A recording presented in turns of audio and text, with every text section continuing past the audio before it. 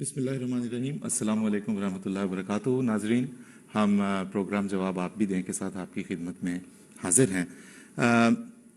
ख़्याल हमारा ये था, पिछले दफ़ा जब हमने पिछले हफ्ते कुछ सवालात अपने मुखालिफिन को पूछे तो हमें अंदाज़ा तो था, हमने कह भी दिया था कि इनकी तरफ से कोई जवाब कभी माकूल ना आज तक मिले हैं ना मिलेंगे। तो ख़्याल ये था कि हम आ जाएंगे और बड़ी खुशी और बड़े जोश के साथ हम अपने नाजरीन को ये बताएंगे कि जवाबात हमेशा की तरह हमारे मुखालिफिन हमें नहीं दे सके। लेकिन इसके बरक्स हुआ यह है कि आज हम कुछ रंज, कुछ अफसोस के साथ आपकी खिदमत में हाजिर हुए हैं।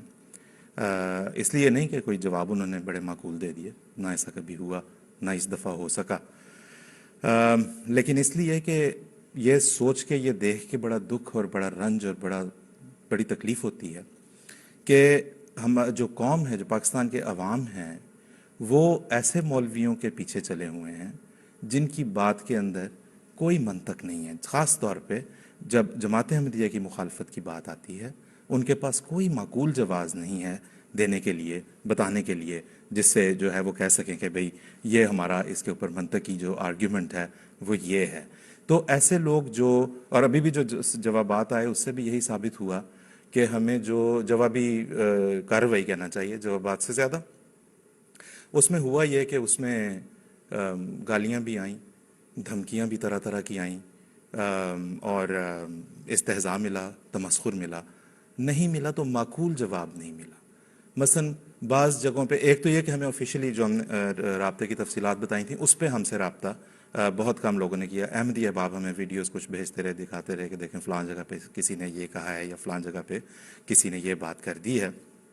लेकिन अफसोस की बात है कि उसमें भी एक ही मजलिस में बैठे हुए दो लोग, जब ये इस सवाल का आया मरहला कि हज़रत ईसा अलैहिस्सलाम की आमद जो है वो फिर आपको पाकिस्तान की कानून यानी गैर अहमदी मुसलमानों को पाकिस्तान के आइन की रूह से वो फिर क्या ठहरते हैं। एक कह रहा है कि जी वो तो हज़रत ईसा अलैहिस्सलाम तो जब आएंगे तो वो मनसब नबूवत उनका उनसे सल्ब कर लिया जाएगा, उनसे वापस ले लिया गया होगा, वो उम्मती के तौर पे आएंगे। उसकी बात काट के उन्हीं का एक साथी बीच में कहता है नहीं नहीं जनाब, वो आएंगे तो नबी के तौर पे, क्योंकि कुरान ने उनको नबी कह दिया।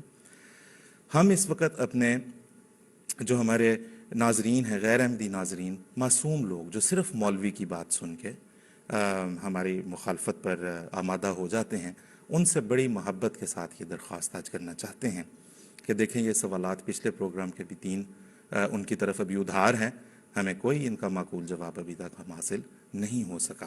तो वो सवालात भी रखें अपने पास, इनसे पूछा करें, बात को समझें तो सही। और फिर उसके अलावा आज भी जब हम यहाँ पे कुछ सवालात पेश करेंगे तो ये असल में ये बात याद रखें कि ये हम अपने जो आम जो व्यूअरशिप है गैर अहमदी मुसलमान भाइयों की, उन्हें पुट ऑफ करने के लिए, उन्हें लाजवाब साबित करने के लिए हरगिज़ नहीं है। इसका मकसद दर हकीकत ये है कि आप लोग ये समझ सकें कि बग़ैर मंतक और बग़ैर दलाइल के जब गुफ्तगू की जाती है तो वो कभी उसका कोई ना मंतकी नतीजा निकलता है, ना उसका कभी कोई हल निकलता है, और उसके नतीजे में सिर्फ़ और सिर्फ जो एक रॉ चल पड़ती है गैर माकूल बातों की, उस जो है वो मल्टीप्लाई होती चली जाती है और इसके अलावा उसका नतीजा कोई नहीं निकलता। खैर, हम अभी इन मौलवी हजरात को तो एक तरफ रखते हैं जिनके पास जो है वो है तेरे पास क्या गालियों के सिवा, इनको एक तरफ हम रखते हैं और देखते हैं कि पाकिस्तान में देखें एक रोशन ख्याल तबका भी है। रज़ा रूमी के नाम से हमारे बहुत से नाजरीन वाकिफ़ होंगे। तो 1974 की आइनी तरमीम के बारे में रज़ा रूमी और उनके जो हम ख्याल हैं, जो पाकिस्तान ही के रहने वाले हैं, जो अपने अकीदे के लिहाज से अहमदी नहीं हैं, वो भी अभी कल बल्कि एक वीडियो जो है वो अली उस्मान कासमी साहब की भी आई, उसमें भी उन्होंने बड़ी माकूल गुफ्तगू की। उन्होंने बताया कि किस तरह जमात अहमदिया के ख़िलाफ़ जो है वो मुखालफत जो है उसने कैसे ज़ोर पकड़ा, उसके पीछे क्या अवामिल थे जो काम कर रहे थे। तो रज़ा रूमी साहब बड़े रोशन ख्याल आदमी हैं, बड़ी खूबसूरत गुफ्तगू करते हैं। आइए पहले हम उनकी गुफ्तगू सुनते हैं और फिर हम वापस अपने प्रोग्राम की तरफ आएंगे। आपने सवाल तो बड़ा जो है मुश्किल पूछा है और कम अरसे में इसका जवाब देना तकरीबन नामुमकिन है, लेकिन लेट मी अटेम्प्ट। देखिए, पहली तो ये बात है कि क्रेडेंशियल्स एक तरफ, कोई भी असेंबली जो है पाकिस्तान में हो या कहीं भी हो, वो लोगों के ذاتی عقائد جو ہوتے ہیں یا ان کا جو مذہب ہوتا ہے اس کے اوپر فیصلہ نہیں کر سکتی، کیونکہ مذہب ایک ایسا معاملہ ہے کہ یہ انسان اور خدا کے درمیان معاملہ ہے۔ تو جو قومی اسمبلی نے اس وقت کیا وہ صریحاً نہ صرف غلط تھا بلکہ وہ ایک اچنبے کی بات ہے۔ میرے خیال سے دنیا میں اس کی کہیں مثال نہیں ملتی کہ پارلیمنٹیرینز بیٹھ کے لوگوں کے عقیدوں کے اوپر ججمنٹ دیں اور فیصلے کریں۔ اور جو اس میں ممبران تھے وہ ظاہری بات ہے بڑی بڑی واضح طریقے سے سیاست کھیل رہے تھے، اور سیاست وہ اس لیے کھیل رہے تھے کہ جو پاکستان میں دائیں بازو کے جو حلقے ہیں، اور خصوصاً ان میں جو وہ علماء ہیں جو کہ شروع سے ہی ان کا پاکستان کے قیام سے ہی وہ چاہتے تھے کہ ایک ان کا جو نظریہ یا ان کا جو مسلک ہے وہ ڈومیننٹ ہو، تو یہ وہ والے ان کو اپیز کرنے کے لیے اس اسمبلی نے سب کچھ کیا۔ لیکن بدقسمتی کی یہ بات ہے کہ اس میں سارے لوگ شامل ہو گئے، کیونکہ ان کو موقع مل گیا کہ ایک چھوٹی سی کمیونٹی جو ہے اس کے اوپر وہ اپنا مرضی تھوپ سکیں اور ان کو پرسیکیوٹ کر سکیں۔ اور جہاں تک یہ ہمارے علماء کرام کی آپ نے بات کی ہے، دیکھیں ان کی تو بڑی عجیب و غریب تاریخ ہے۔ پاکستان بننے سے پہلے یہ لوگ پاکستان کی شدید مخالفت کرتے تھے، قائد اعظم کو کافر اعظم کہتے تھے، پاکستان کو نا پاکستان کہتے تھے، اور یہ تو پاکستان کا جو وجود ہے اس کو اپوز کرتے تھے، کیونکہ ان میں سے اکثر کانگریس کے ساتھی تھے یا کم از کم مسلم لیگ اور پاکستان سے اختلاف کرتے تھے۔ اور پاکستان بننے کے بعد آہستہ آہستہ انہوں نے اپنی جگہ گھڑی بنائی، لوگوں کو موبلائز کیا، بلیک میل بھی کیا، مظاہرے بھی کیے، اور پھر آپ نے دیکھا کہ الٹیمیٹلی 70s میں بھٹو صاحب جیسے سو کالڈ لبرل اور سیکولر آدمی کو جو ہے ان کی نہ صرف ان کو خوش کرنے کے لیے بلکہ ان کا یہ خیال تھا کہ ان کے اقتدار کو دوام مل جائے گا کہ جب وہ دائیں بازو کے جو حلقے ہیں ان کو بھی اپنا اسیر بنا لیں گے۔ لیکن تاریخ آپ کے سامنے ہے کہ وہ الٹا ان کو پڑی، اور 77 کی موومنٹ کے بعد جو ہوا آپ کے سامنے ہے۔ تو الغرض میں یہ سمجھتا ہوں کہ علماء اور ان کے کریڈینشلز تو ایک طرف ہیں بالکل، لیکن سب سے اہم بات یہ کہ یہ قومی اسمبلی کو حق ہی نہیں پہنچتا، کسی ادارے کو حق نہیں پہنچتا کہ وہ کسی شخص کو یا کسی جماعت کو یا کسی کمیونٹی کو اس طرح سے جج کرے اور دائرہ اسلام سے خارج کرے۔ رضا رومی صاحب، ناظرین آپ نے رضا رومی صاحب کی گفتگو ابھی سنی ہے۔ قومیں صرف اس وقت ترقی کر سکتی ہیں جب وہ اپنے آپ کو لوگوں کی اندھا دھند مخالفتوں سے اور مذہب کو جہاں پہ ہر چیز پہ لاٹھی کے طور پہ استعمال کیا جا رہا ہو اس سے الگ ہو کے سوچنا سیکھیں، مذہب کو لوگوں کا ذاتی مسئلہ رہنے دیں، اسے معاملات ریاست کے اندر جو ہے وہ نہ لے کے آئیں، جیسا کہ محمد علی جناح صاحب قائد اعظم پاکستان کے بانی ان کا خیال تھا۔ اچھا، اب آگے چلنے سے پہلے میں نے مومن زاہد صاحب کے پاس خدمت میں ایک سوال پوچھنا، ناظرین سے میں نے یہ درخواست کرنی ہے، کیونکہ ہوا یہ کہ پچھلی دفعہ جو بہت سارے جوابات کچھ دیے گئے ان میں ایک یہ بھی کہا گیا کہ جو انہوں نے دکھائی نا 74 کی کارروائی کا جو صفحہ دکھایا اور 53 کا جو حوالہ دیا وہ سب انہوں نے خود بنائے ہوئے ہیں، اس طرح کا کوئی چیز ایگزسٹ نہیں کرتی، فوٹو شاپ میں تیار کیے گئے تھے۔ تو ہمارے غیر از جماعت احباب گوگل میں 1953 منیر انکوائری رپورٹ کو سرچ کر لیں، آپ کو اس کا پورا پی ڈی ایف مل جائے گا۔ 1974 پروسیڈنگز اسمبلی احمدیہ، آپ کو اس کا پورا وہ مل جائے گا۔ تیار رکھیں کیونکہ ہم نے بھی ان باتوں کی طرف واپس آنا ہے۔ قائد اعظم کو کیا کہتے تھے جو ہمیں کہتے ہوئے شرم آتی ہے؟ وہ پاکستان کے مخالف تھے، پاکستان کو کیا کہتے تھے ہمیں کہتے ہوئے شرم آتی ہے۔ ہم واپس آئیں گے اپنے انٹرنیٹ پہ، اگر آپ چاہیں گوگل اس کو کر کے رکھ لیں، تلاش کر کے رکھ لیں۔ مومن صاحب آپ سے ہم یہ پوچھنا چاہتے ہیں کہ ساری بحث جو ہے وہ اس چیز کے گرد تھی کہ جماعت احمدیہ کو غیر مسلم قرار دیا جائے۔ پچھلی دفعہ ہم نے بات کی کہ مسلمان کی کوئی تعریف کے اوپر تو یہ متفق ہو نہیں سکے۔ پہلے ہم یہ دیکھ لیتے ہیں کہ مسلمان کی تعریف ظاہر ہے بانی اسلام حضرت اقدس محمد مصطفیٰ خاتم النبیین صلی اللہ علیہ وسلم سے زیادہ بہتر کوئی نہیں دے سکتا۔ حضور صلی اللہ علیہ وسلم نے ہمیں مسلمان کی کیا تعریف بتائی؟ جزاکم اللہ صاحب، یہ سوال بڑا اہم ہے کیونکہ جماعت احمدیہ کے نزدیک مسلمان کی وہی تعریف جو ہے وہ قابل عمل اور قابل قبول ہوگی کہ جو ہمیں حضرت صلی اللہ علیہ وسلم سے قطعی طور پر خود معلوم ہوتی ہو، اور اس اصل سے ہٹ کر جو بھی تعریف کی جائے گی وہ رخنوں اور خرابیوں سے مبرہ نہیں ہو سکتی۔ اور خود ساختہ تعریفوں کی روح سے اگر ایک فرقہ کسی وقت مسلمان ثابت ہوگا تو اسی وقت کوئی دوسرا گروہ یا دوسرا فرقہ اسی کی روح سے غیر مسلم ثابت قرار دے دیا جائے گا۔ چنانچہ رسول کریم صلی اللہ علیہ وسلم کی رہنمائی کو دیکھنا ہو تو بخاری شریف کی ایک حدیث پیش کرتا ہوں. حضرت نبی کریم صلی اللہ علیہ وسلم فرماتے ہیں کہ جس نے ہماری نماز ادا کی، ہمارے قبلے کی طرف رخ کیا اور ہمارا ذبیحہ کھایا تو وہ مسلمان ہے، اور ایسا مسلمان ہے کہ جس کی جان و مال کی حفاظت کا ذمہ دار خود اللہ اور اس کا رسول ہے. اور فرمایا کہ پس تم اللہ کی اس ذمہ داری میں کی ہرگز خلاف ورزی نہ کرو. اب آپ دیکھ لیں کہ رسول کریم صلی اللہ علیہ وسلم کی بیان کردہ مسلمان کی یہ تعریف ایسی فراخ دل ہے کہ جو بھی یہ چند بنیادی باتیں پوری کر دے جن کا ذکر اس حدیث میں ہوا ہے، وہ مسلمان کے طور پر اپنے آپ کو آئیڈینٹیفائی کرنے کا اور مسلمان کہلانے کا ایسا قطعی حق رکھتا ہے کہ دنیا کا کوئی قانون اور دنیا کی کوئی اسمبلی اس سے یہ حق چھین نہیں سکتی. بلکہ اگر ہم مزید تلاش کریں تو ہمیں نظر آئے گا کہ مسلمان کہلانے کا یہ حق حضرت نبی کریم صلی اللہ علیہ وسلم نے ہر اس شخص کو دیا ہے جو خود اپنے آپ کو مسلمان کہتا ہو.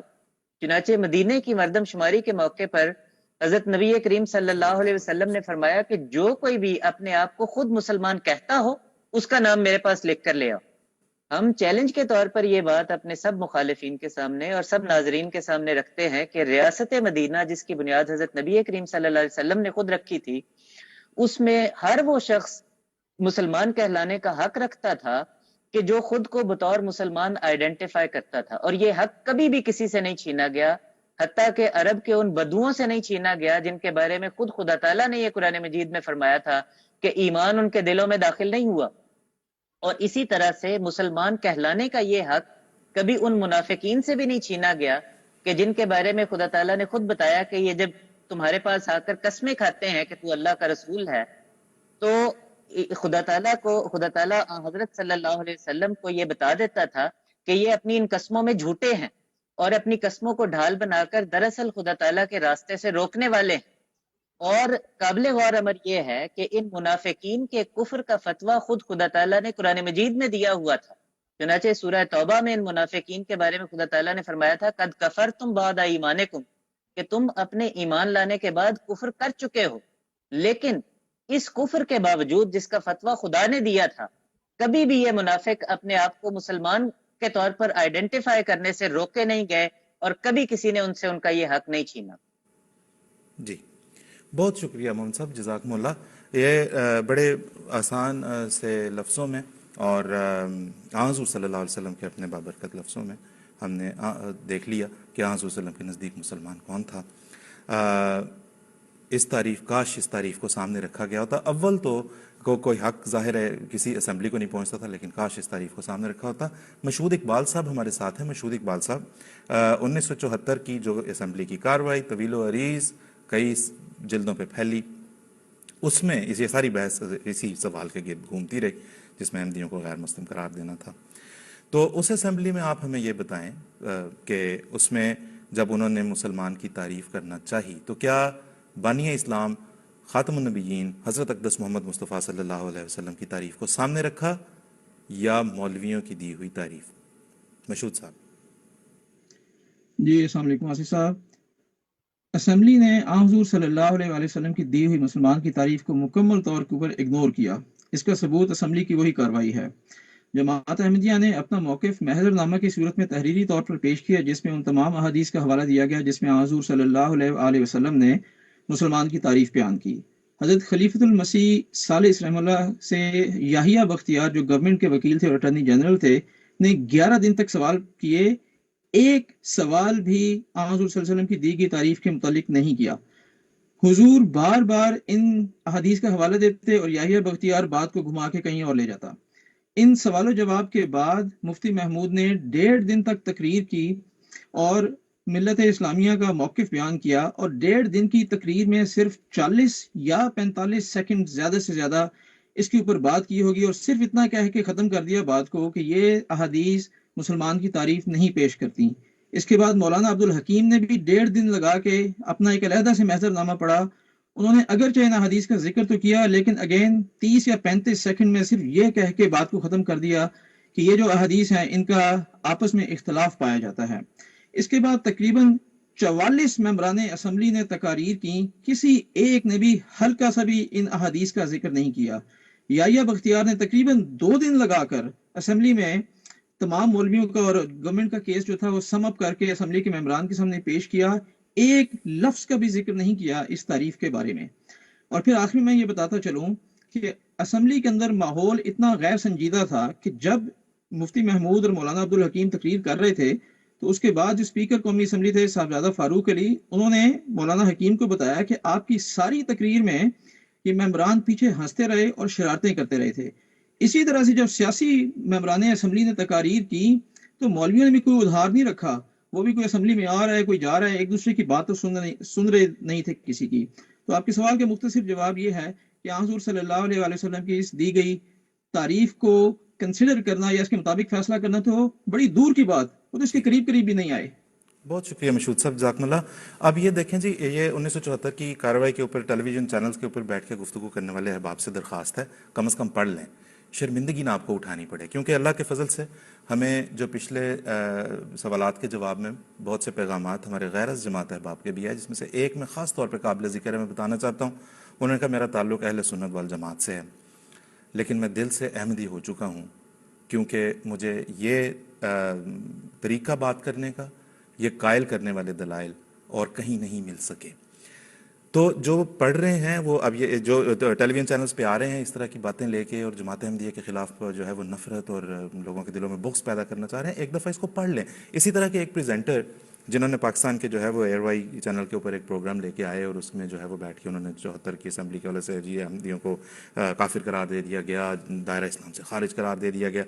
उनसे टेलीफोन पे मैंने रब्ता करने की कोशिश की इस हफ्ते के दौरान। मैंने कहा उनसे पूछें तो सही कि जनाब आखिर मसला है क्या, इतना क्या हो गया, आपने पढ़ी भी है। तो उन्होंने फ़ोन उठाया और जैसे ही मैंने कहा जो मैं जमात अहमदिया के टेलीविज़न चैनल से बात कर रहा हूँ, आपसे एक सवाल पूछना था, उन्होंने कहा मैं आपसे बात नहीं करूँगा। ये कह के उन्होंने फ़ोन बंद कर दिया। मैंने दोबारा कोशिश की, घंटी बजती रही, उनकी कटी हुई कॉल उन्होंने दोबारा वापस नहीं उठाई। मैं बताता यहाँ पे कि वो कौन है, लेकिन अखलाकन मुनासिब इसलिए नहीं लग रहा क्योंकि उसके बाद उन्होंने मुझे टेक्स्ट के ज़रिए से रब्ता किया और कहा कि भाई अभी छोड़ दें, अभी रहने दें प्लीज़, मैं जब आऊँगा वहाँ पे कभी लंदन आऊँगा तो आके हम बैठ के बात कर लेंगे। तो अब जो है वो हमें इंतज़ार है, देखते हैं कब वो लंदन तशरीफ़ लाते हैं। मैंने उनसे अर्ज़ की है कि अब उनके ऊपर है कि वो यहाँ आएँ और आके रब्ता करें, फिर हम उनके साथ बैठ के बात करेंगे। तब तक ये कटी हुई कॉल एक सवालिया निशान के तौर पर उनके सर पे भी लटकी रहेगी। दूसरे दीगर अहबाब जो आके बड़े अपने चैनल में अपने प्रोटेक्टिव बबल के अंदर बैठ के इस तरह की बातें कर आके चले जाते हैं, उनके ऊपर भी सवालिया निशान के तौर पे मौजूद रहेगी और हमारे नाजरीन भी इसका जवाब ज़रूर तलाश करेंगे। मोमिन ज़ाहिद साहब के पास हमने जाना है ये सवाल लेके कि पिछली दफ़ा जब हमने यहाँ पे फतावा की बात की कि इन सब ने भी तो एक दूसरे के ख़िलाफ़ फतावा दे रखे हैं, कुफ्र के फतावा दे रखे हैं, तो कुछ जो उलमा ने जवाब देने चाहे, नाम नेहाद मैं ये कहूँगा, जिन्हें बड़ा समझा जाता है कि ये ख़त्म नबूवत के बड़े मुहाफ़िज़ और फ़ातिह ये और फलाते हैं वो साहब जो है वो ये कहते रहे कि नहीं भी ऐसा कुछ नहीं है, हमने कोई फतावा नहीं दिए। तो बल्कि अगर आप देखें जाके 1974 में तो हज़रत खलीफतुल मसीह सालिस हज़रत मिर्ज़ा नासिर अहमद साहब रहमहुल्लाह ने वो फतावा पेश किए थे जो जिस असम्बली में डिस्कस हुए और जिस पे अहमद शाह नूरानी साहब ने ये कहा कि भाई इनसे कहें कि ये असल किताब का हवाला दें तो हम मानेंगे, वरना हो सकता है ये खुद ही बना लाए हों। चेयरमैन जो प्रिजाइड कर रहे थे उस इजलास को, उस असम्बली को, उन्होंने कहा कि अगर ऐसा हो जाए, this one question will solve the problem. मोमिन जाहिद साहब इनकी किताबों से इनके कुफ्र या फतावा एक दूसरे के खिलाफ दिखा दें and let's solve the problem. जज़ाकुमुल्लाह Asif साहब, बहुत शुक्रिया। मैं नमूने के तौर पर चंद फतावा दिखा देता हूँ। हकीकत की बात तो ये है कि काफिर गरी की ये तलवार जो जमात अहमदिया के खिलाफ चलाते हैं, ये उलमा आपस में इस तलवार को इससे भी ज्यादा सख्त रंग में चलाते हैं। और अफसोस की बात तो ये है कि ये उलमा इन फतवों की तलवार को तलवार ही कहकर एक दूसरे के सर पर थोपते हैं। चुनाचे जो बरेलवी फिरके के बानी हैं अहमद रजा खान बरेलवी साहब, उन्होंने जब देवबंदी और अहले हदीस फिरके की और बाज़ दीगर फिरकों की तकफीर की तो उन्होंने मक्का और मदीना के उलमा से उनके कुफ्र के फतवे मंगवा के शाया किए। इस किताब का नाम उन्होंने हुस्सामुल हरमैन रखा, यानी हरमैन के उलमा के फतवों की तलवार, और ये इसका टाइटल अभी दिखाया गया है। इस किताब का जवाब जो देवबंदी उलमा ने शाया किया तो उन्होंने अल मुहन्नद अल मुफन्नद के नाम से किताब शाया की। यानी अगर मैं तर्जमा करूं तो मतलब ये बनेगा کہ بک بک کرنے والے جھوٹے شخص یعنی ان کی مراد احمد رضا خان بریلوی صاحب تھے، ان کے خلاف ہندوستانی لوہے کی تلوار. اور اس کتاب مہند میں انہوں نے اپنے عقائد کی وضاحت کی، لیکن دلچسپ بات یہ ہے کہ اس وضاحت کو احمد رضا خان بریلوی صاحب نے مکمل طور پر رد کیا اور اصرار کے ساتھ تمام عمر ان کی تکفیر کے فتوے دیتے رہے، ان کو کافر قرار دیتے رہے. اب اگر میں کچھ فتاوا دکھا بھی دوں تو احمد رضا خان بریلوی صاحب کے فتووں کا مجموعہ فتاوا رضویہ کے نام سے شائع ہوتا ہے. اس کی 14ویں جلد اگر آپ دیکھیں تو وہ ایسے کفر کے فتووں سے بھری ہوئی ہے. چنانچہ اس جلد کے فتویٰ نمبر 87 جو ہے، اس میں احمد رضا خان بریلوی صاحب سے یہ سوال کیا گیا کہ کفار کتنی قسم کے ہوتے ہیں اور کس کافر کی صحبت سب سے بری ہے. تو جواب میں انہوں نے لکھا کہ کفر کی تو کئی اقسام ہیں، لیکن ان سب اقسام میں سے سب سے بری قسم جو ہے وہ مرتد منافق ہے، جو اپنے آپ کو مسلمان کہتا ہے لیکن ضروریات دین کا منکر ہو جاتا ہے. اور مثال کے طور پر وہ کہتے ہیں کہ ان میں وہابی، رافضی، قادیانی، نیچری اور چکڑالوی یعنی کہ اہل قرآن وغیرہ یہ سب شامل ہیں. وہ کہتے ہیں کہ ان کی صحبت جو ہے وہ 1000 کافروں سے بھی بری ہے.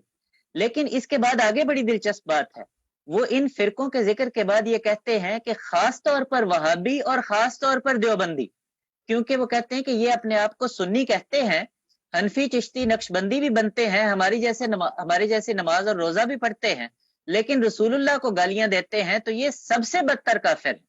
گویا ان کے اس فتوے کے مطابق وہابیوں اور دیوبندیوں کا کفر ساری دنیا کے کافروں سے اور احمدیوں کے کفر سے بھی بڑا ہے.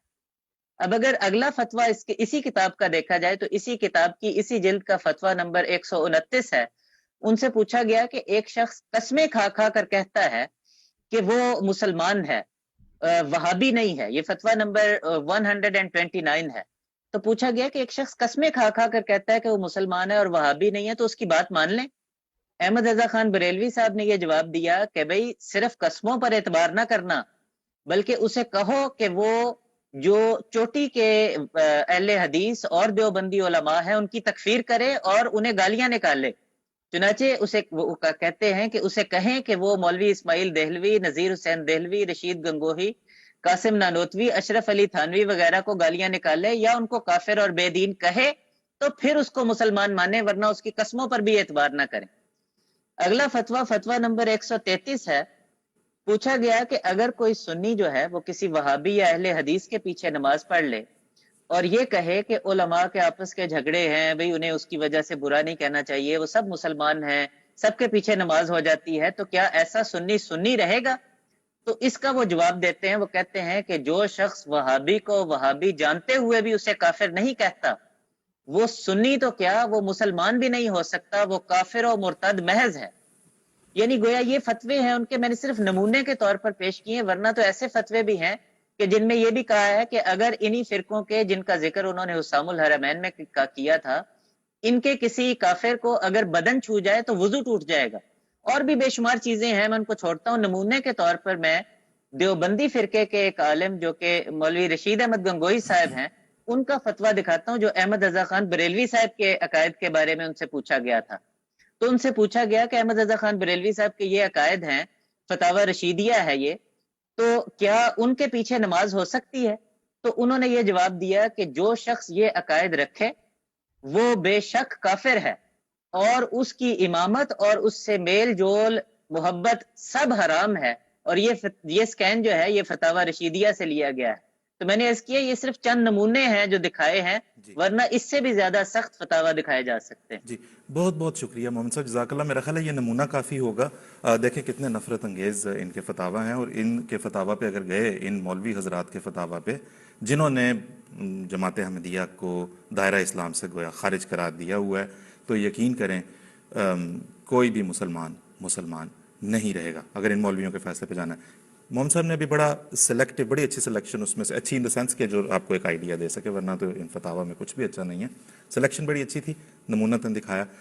بہت سارے فتاوی محضر نامے میں جو کہ جماعت احمدیہ کا تفصیلی تحریری موقف تھا، جو 1974 کی اسمبلی کے پاس کی خدمت میں پیش کیا گیا کہ جی یہ ہمارا جوابات ہیں، یہ ہمارے عقائد ہیں، اس کے ضمیمے کے طور پہ حضرت خلیفۃ المسیح الثالث نے یہ تمام فتاوی اکٹھے کر کے ان کو پیش کیے تھے. یہ محضر نامہ شائع نہیں کیا گیا جب 74 کی اسمبلی کی کارروائی جب اس منظر عام پہ آئی تھی. معذر نامہ بھی ساتھ شائع ہونا چاہیے تھا، لیکن کچھ بھی بگڑا نہیں. آپ جہاں آن لائن جا کے 74 کی اسمبلی کی کارروائی دیکھ سکتے ہیں. معذر نامہ سرچ کر لیں، انگریزی میں لکھ لیں، اردو میں لکھ لیں، الاسلام کی ویب سائٹ پہ جا کے دیکھ لیں، آپ کو یہ تفاصیل وہاں پہ مل جائیں گی. اور یہ تکفیر بازی ان کی آپس کی تو آج بھی ختم نہیں ہوئی. تو اب ہم مشہود صاحب کے پاس جائیں گے اور مشہود صاحب سے ہم یہ پوچھنا چاہیں گے، کیونکہ دیکھیں نا ایک کریڈیبلٹی بھی ہوتی ہے، کچھ کریڈینشلز ہوتے ہیں، کچھ کوالیفیکیشن ہوتی ہے کسی اسمبلی کی، جس کے بارے میں جس اسمبلی کی کاروائی، مطلب بھٹو صاحب کی حکومت تھی، بھٹو صاحب کی اسمبلی تھی، اس کے اندر جو ہے وہ جو لوگ اکٹھے جو وہاں پہ منتخب وہاں پہ وزراء تھے، گویا ممبران تھے اسمبلی کے، انہوں نے اکٹھے ہو کے جو ہے وہ جماعت احمدیہ کو دائرہ اسلام سے خارج قرار دیا. جو جماعت احمدیہ کی مخالفت پہ اٹھتا ہے وہ پیپلز پارٹی کو یا ان کی حکومت جو اس وقت تھی جو بھی سمجھتا ہو، جو بھی کہتا ہو، بھٹو صاحب کو جو بھی سمجھتا ہو، اس 74 کی کارروائی کو چوم چوم کے آنکھوں سے لگاتے نہیں تھکتے. آپ ہمیں یہ بتائیں کہ جب یہ بھٹو صاحب کی حکومت کو برطرف کیا، ٹاپل کیا ضیاء الحق نے، تو اس کے بعد انہوں نے ایک وائٹ پیپر شائع کیا تھا، کرتاس ابیض، جس میں بھٹو صاحب کی اس حکومت کو ہر لحاظ سے نااہل ثابت کیا تھا. اس میں جو الفاظ ہیں وہ بھی بڑے سخت، بڑے کرخت اور بڑے کسی شریفانہ مجلس کے نہیں. مشہود صاحب اس کا ذرا ایک آئیڈیا بس ہمارے ویورز کو دیں. جی شکریہ آصف صاحب. یہ 4 والیومز کے اوپر کافی ضخیم وائٹ پیپر تھا، اور اس کے اوپر بھٹو صاحب کی حکومت کی تقریباً ہر ایکٹیویٹی کے اوپر تنقید کی گئی تھی. جہاں تک سیاسی ممبران اسمبلی کا تعلق ہے، ان کے بارے میں کہا گیا تھا کہ یہ لوگ چور، ڈاکو، زانی، رسا گیر، ان کے عدالتوں کے اندر قتل کے مقدمات موجود ہیں، ڈکیتی کے مقدمات موجود ہیں. اور پھر اسی طرح سے بتایا گیا کہ یہ رقص و سرور کی محفلوں کے دلدادہ ہیں. اب یہاں سے آگے وہ باتیں شروع ہو جاتی ہیں کہ جو کم سے کم اس پروگرام کے تقدس کو ملحوظ خاطر رکھتے ہوئے میں بیان نہیں کر سکتا. اگر سیاسی، معاشی، معاشرتی، دینی کوئی ایسا ٹاپک نہیں کہ جس کے اوپر اس وائٹ پیپر میں بھٹو صاحب کی گورنمنٹ کو نشانہ نہ بنایا گیا ہو. اچھا، اور ساتھ ہی ساتھ جہاں تک مذہب کی بات ہے کہ مذہب کے بارے میں بھی جو یہ اقدامات بھٹو صاحب نے کیے، بظاہر تو ضیاء صاحب کو وہ بھی پسند نہیں آئے، اور انہوں نے کہا کہ جی ہم اب سے یعنی کہ 1980 سے جو ہے پاکستان میں اسلام کی روح سے حکومت کے جتنے بھی معاملات ہیں اس کو حل کریں گے، نئے قوانین لے کر آئیں گے جو کہ قرآن اور سنت کی روشنی کے اندر بنائے جائیں گے. یعنی اس کا مطلب یہ تھا کہ پہلے جو کچھ بھی ہوتا رہا وہ قرآن اور سنت کے مطابق نہیں تھا.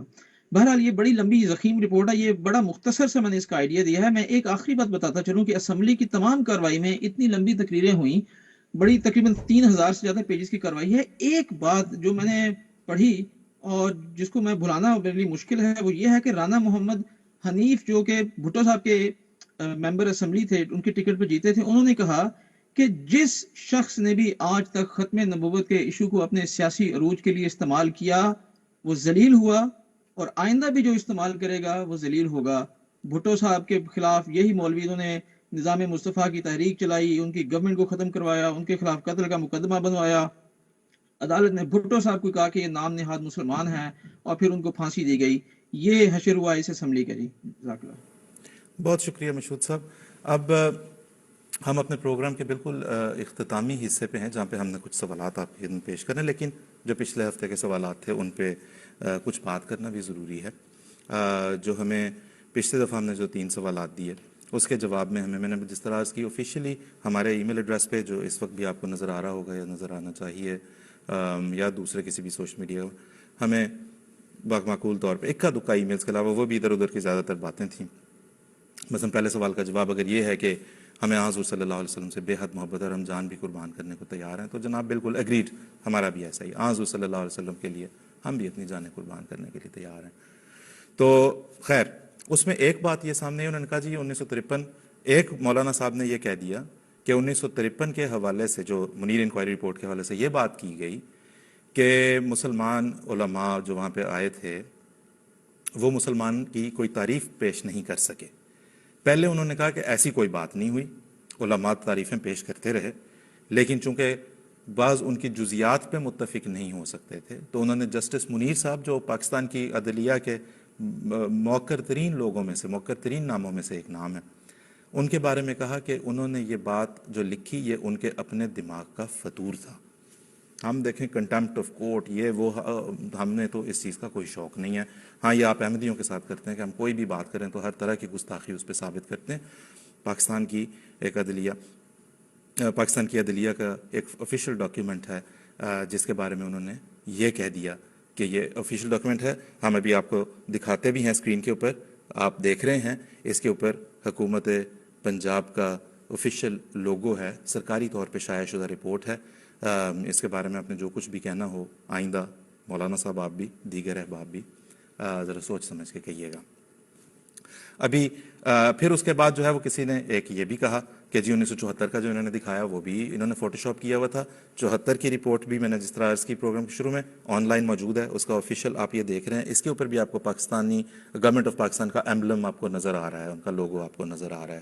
یہ بھی سرکاری دستاویز ہوئی.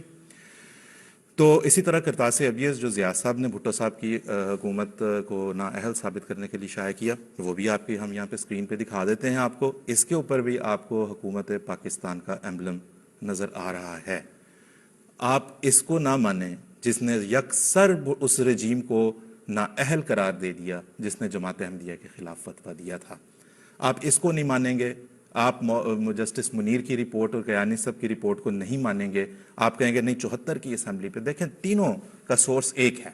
اگر 74 کی کارروائی اس لیے آپ کے لیے مقدس ہوگی کہ یہ حکومت پاکستان کی ایک دستاویز ہے, یہ بھی ہم نے آپ کو دکھا دی. یہ دونوں بھی حکومت پاکستان کی آفیشیل دستاویزات میں شامل ہیں. آن لائن سرچ کر لیں, دیکھ لیں جا کے. تو اس لیے یہ جو ہے وہ بات اس سے کچھ بنی نہیں. تو اس لیے جو ہے وہ یہ آپ جب آن لائن جا کے آپ یہ مواد دیکھیں گے اور پڑھیں گے تو آپ کو اندازہ ہوگا کہ ہم یہاں پہ جو بات کر رہے ہیں وہ درست ہے, جو باتیں فیڈ کی جاتی ہیں غلط سلط وہ غلط ہیں. تو آج بھی ناظرین ہم آپ کی خدمت میں اپنے ہمارے جو غیر احمدی مسلمان بھائی ہیں بڑی محبت سے ان کی خدمت میں ہم 2 سوالات صرف پیش کرنا چاہتے ہیں. انہیں علماؤں اپنے جو علماء ہیں ان کے پاس لے کے جائیں, جو پیر فقیر ہیں جو ہمارے خلاف نفرت انگیز باتیں کرتے ہیں ان کے پاس لے کے جائیں اور ان سے اس کا حل چاہیں. نوٹ فرمائیں, پہلا سوال آپ کی اسکرین پہ اس وقت آپ کو نظر آ رہا ہوگا, جو یہ ہے کہ جو علماء 1974 کی اسمبلی میں بیٹھے تھے وہ یا ان کے بزرگ احراری بزرگ جو جماعت احمدیہ کے خلاف ہمیشہ سے کمر بستہ رہے, جناح صاحب کو قائد اعظم کی بجائے کافر اعظم قرار دے چکے ہوئے تھے. رضا رومی کی بات میں بھی سنا آپ, مظہر علی اظہر نے کا جو ایک شعر ہے ایک جو انہوں نے لکھا, میں دہراتا نہیں ہوں لیکن واضح طور پہ قائد اعظم کو کافر اعظم کہا, اقرار کیا, بڑے فخر سے اسے قبول کیا. تو اور پاکستان کے بارے میں بھی جس طرح رضا رومی نے بتایا 1953 کی رپورٹ میں بھی وہ ہے پاکستان کو جو ہے جن ناموں سے یہ پکارتے رہے وہ کا کرا دے. اگر آپ کو ان علماء کا فتویٰ ہمارے خلاف قبول ہے جو کہ ہے ابھی تک اگر ہم سرکاری سطح پہ دیکھیں اور عامت الناس میں بھی اسی طرح سے دیکھا جاتا ہے, تو ان علماء کا فتویٰ اگر ہمارے خلاف قابل قبول ہے تو کیا آپ محمد علی جناح صاحب بانی پاکستان جن کے نام کے ساتھ آپ سب پاکستانی ہم رحمت اللہ علیہ بھی کہتے ہیں, کیا آپ وہ اس فتوے کی روح سے آپ انہیں کیا ٹھہرائیں گے؟ سیدھا سا سمپل سا سوال. دوسرا سوال آپ کی اسکرین پہ آ جائے گا, ابھی اسے بھی نوٹ فرما لیں کہ ابھی نمونتاً محمد صاحب بہت سارے فتاویٰ آپ کو پیش کی, جا کے دیکھ لیں, یہ کتابیں آپ کو ملیں گی.